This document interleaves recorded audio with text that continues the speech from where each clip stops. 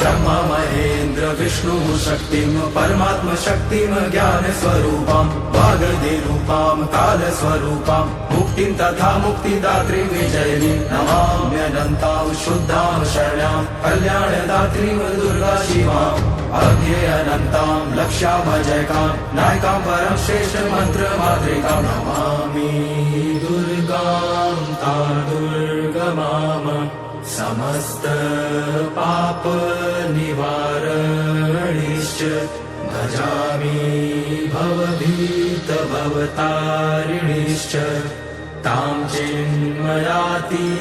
शून्य साक्षिणीम्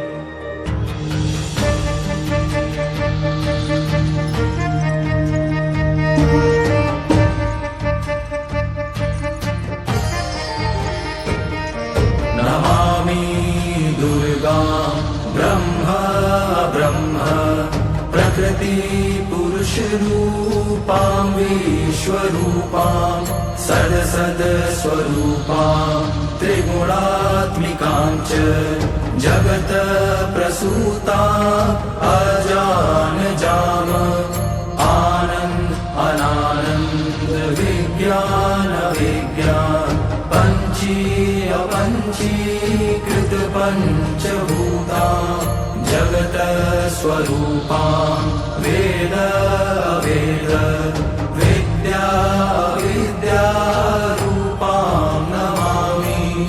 ऊर्ध्व अधः तिर्यक् सर्वव्याप्ताम् आदित्यवशूद्रगति स्वरूपां ब्रह्मा प्रजापति भगवान् विष्णु चराचरणांचाधारभूताम्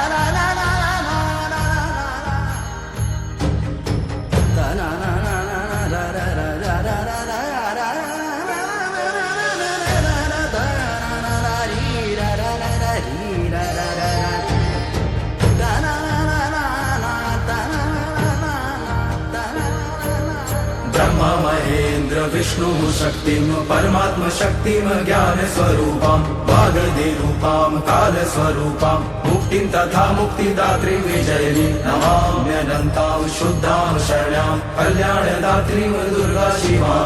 अज्ञेयनन्तां लक्ष्यामजयकां नायकां परं श्रेष्ठ मंत्र मातृकां नमामि दुर्गां ता दुर्गमाम समस्त पाप निवारणिश्च भजामि